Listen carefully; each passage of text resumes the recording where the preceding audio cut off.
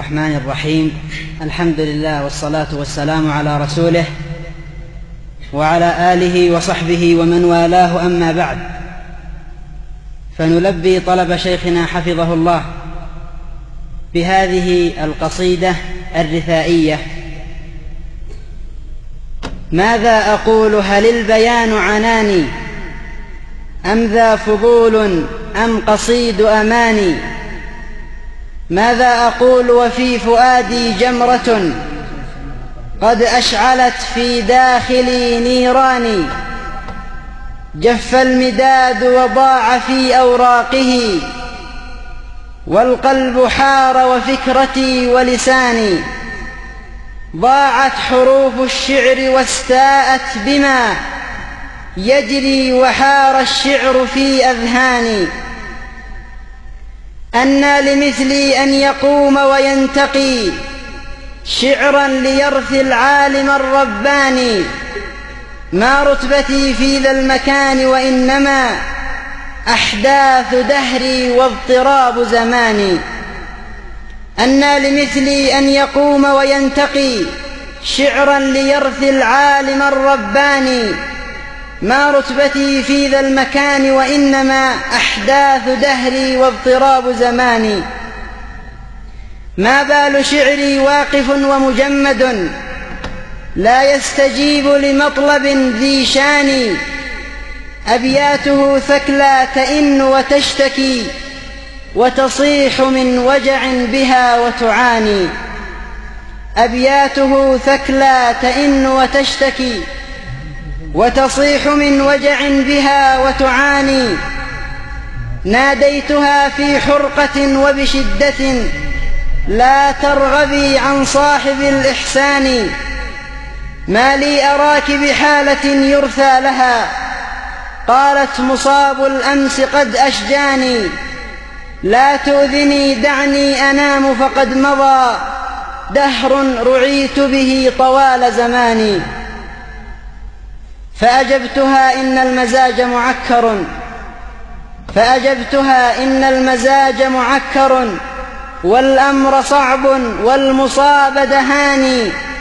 لكن أشخاصا يلبى أمرهم فاسمع وأصغ لشيخنا وهباني. يا إخوتي قد ساءنا ما جاءنا في الأمس من بغي ومن عدوان. يا كم مصائب في الزمان تكالبت بعد النبي الهاشم العدناني. ازدادت الفوضى بأرض بلادنا وبغى الطغاة على ذوي الإيمان. تأتي المصيبة كي ترقق أختها وكلاهما في الحجم منتقضان. تأتي المصيبة كي ترقق أختها وكلاهما في الحجم منتقضان. لكن هول الأمس أمر فاجع حقا وكل مصيبة أنساني. جاء النذير ودمعه في خده يجري لما يجري في الأوطان. فنظرت رعبا قلت ما لك؟ قال ما، وبكى وخر مجندلا بمكاني. فنظرت رعبا قلت ما لك؟ قال ما، وبكى وخر مجندلا بمكاني. مات ابن مرعي في الفيوش فقد غدت دار الفيوش يتيمة بثواني. بالله يا من جئتني وصدمتني ورميت سهما قد أصاب جناني. بالله راع مشاعري وانظر إلى حالي بكل مودة وحنان. زاد الأنين من الأسى في ليلتي والدمع سال وأرهقت أجفاني. شيخ ابن مرعي كم صبرت على الأذى وعلى البلى في غابر الأزمان. كم حاربوك وكم أراد عدوكم أن يطفئ الأنوار بالبهتان. كم حاربوك وكم أراد عدوكم أن يطفئ الأنوار بالبهتان. لكن أبى الرحمن إلا أن ترى شيخا جليلا رغم كل جبان. وإذا أراد الله نشر فضيلة طويت أتاح لها لسان أناني. قتلوك يا شيخي وأنت مسالم، يا ليت شعري ما العدو الجاني. فلقد تعدى واعتدى لكنه قد باء بالخسران والحرمان. فلنا غدا عند الإله مواقف، ولدى الإله سيجمع الخصمان. يا راحلا أرض الفيوش قصيدتي، خذها إلى الأصحاب والإخوان. سر في الطريق إلى الفيوش فإنها دار الهدى ومعالم التبيان. فإذا رأيت حشود طلاب الهدى فخذ المكبر يسمعون أذاني. إن المحب لكم يحيي جمعكم ويقول سيروا قومنا بأماني. مني السلام لكم بكل محبة، والود مقرونان بالعرفان.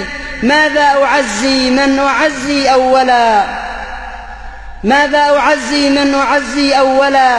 هل إخوتي أم طينة الجدران، أم دور علم، أم مشايخ دعوة، أم كل سني بأرض مكاني؟ أم هل أعزي النفس قبل عزائكم، فالحزن شيء ضمني وحواني. يا صاح لو أبصرتني في ليلة، يا صاح لو أبصرتني في ليلة ظلما أسير الهم والأحزان. يا كم تكلفت النعاس ولم أجد نوما وبات القلب كالحيران. لكننا رغم الجراح أعزة، لكننا رغم الجراح أعزة، سنظل للقدام دون تواني. لا لن نعود إلى الورى والقهقرى ما دامت الأرواح في الأبدان. قد مات أحمد والصحابة كلهم هم أولياء الواحد الديان. وكذا الأفاضل واحدا عن واحد، خذها فكل ميت بل فاني. ولذا أوجه للفيوش رسالة ولغيرها من سائر البلدان. وكذا أهيب بأهل سنة أحمد من كان منهم قاصيا أو داني، ألا تعيقكم المصائب والبلاء عن سيركم يا ثابت الأركان. سيروا على اسم الله وامضوا دربكم، وتواصلوا بالبر والإحسان. والحمد لله رب العالمين.